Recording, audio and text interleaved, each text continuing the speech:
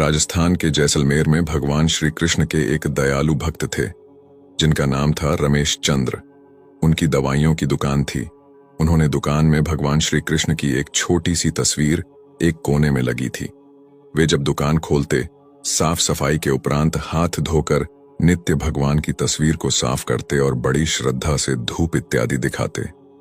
उनका एक पुत्र भी था राकेश, जो अपनी पढ़ाई पूरी करके उनके ही साथ दुकान पर बैठा करता था। वह भी अपने पिता को ये सब करते हुए देखा करता और चूंकि वह नए जमाने का पढ़ा लिखा नवयुवक था, लिहाजा अपने पिता को समझाता कि भगवान वगैरह कुछ नहीं होते, सब मन का वहम है।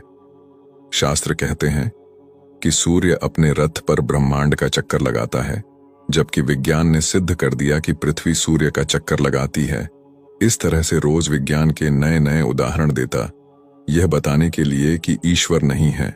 पिता उसको स्नेह भरी दृष्टि से देखते और मुस्कुराकर रह जाते। वे इस विषय पर तर्क वितर्क नहीं करना चाहते थे। समय बीतता गया, पिता बूढ़े हो गए थे। शायद वे जान गए थे कि अब उनका अंत समय निकट ही आ गया है। अतः एक दिन अपने बेटे से कहा, बेटा तुम ईश्वर को मानो या मत मानो, मेरे लिए यही बहुत है कि तुम एक मेहनती, दयालु और सच्चे इंसान हो, परंतु क्या तुम मेरा एक कहना मानोगे? बेटे ने कहा, कहिए ना पिताजी, जरूर मानूंगा। पिता ने कहा, बेटा मेरे जाने के बाद एक तो तुम दुकान में रोज भगवान की इस तस्वीर को साफ करना, और दूसरा, यदि कभी किसी परेशानी में फंस जाओ तो हाथ जोड़कर श्री कृष्ण से अपनी समस्या कह देना। बस मेरा इतना कहना मान लेना। पुत्र ने स्वीकृति भर दी। कुछ ही दिनों के बाद पिता का देहांत हो गया। समय गुजरता रहा। एक दिन बहुत तेज बारिश पड़ रही थी। राकेश दुकान में दिन भर बैठा रहा और ग्राहकी भी कम हुई। ऊपर से बिजली भी बहुत परेशान कर रही थी। जाती तो घंटों अंधेरा पसर जाता। तभी अचानक तेजी से एक लड़का भीगता हुआ दुकान में आया और बोला, भैया ये दवाई चाहिए, मेरी माँ बहुत बीमार है। डॉक्टर ने कहा, ये दवा तुरंत ही 4 चम्मच यदि पिला दी जाए तो ही माँ बच पाएगी। क्या ये दवाई आपके पास है? राकेश ने पर्चा देखकर तुरंत कहा, हाँ ये है। लड़का बहुत खुश हुआ और कुछ ही सेकंड में पैसे देकर दवा लेकर चला गया। परंतु ये क्या, लड़के के जाने के थोड़ी ही देर बाद राकेश ने जैसे ही काउंटर पर निगाह मारी तो पसीने के मारे बुरा हाल था, क्योंकि अभी थोड़ी देर पहले ही एक ग्राहक चूहे मारने की दवाई की शीशी वापस करके गया था।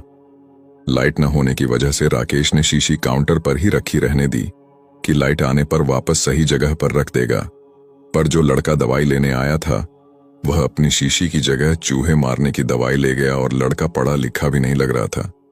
हे भगवान, अनायास ही राकेश के मुंह से निकला, ये तो अनर्थ हो गया।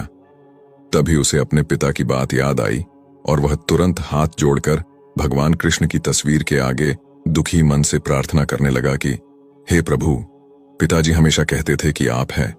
यदि आप सचमुच हैं तो आज ये अनहोनी होने से बचा लो। एक माँ को उसके बेटे द्वारा जहर मत पीने दो, प्रभु मत पीने दो।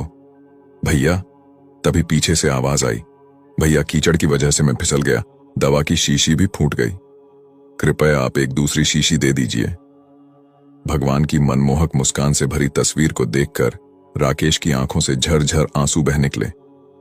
आज उसके भीतर एक विश्वास जाग गया था कि कोई तो है जो यह पूरी सृष्टि चला रहा है। प्रेम और भक्ति से भरे हृदय से की गई प्रार्थना कभी अनसुनी नहीं जाती। यही है करुण पुकार जिसको ईश्वर कभी अनदेखा नहीं करते।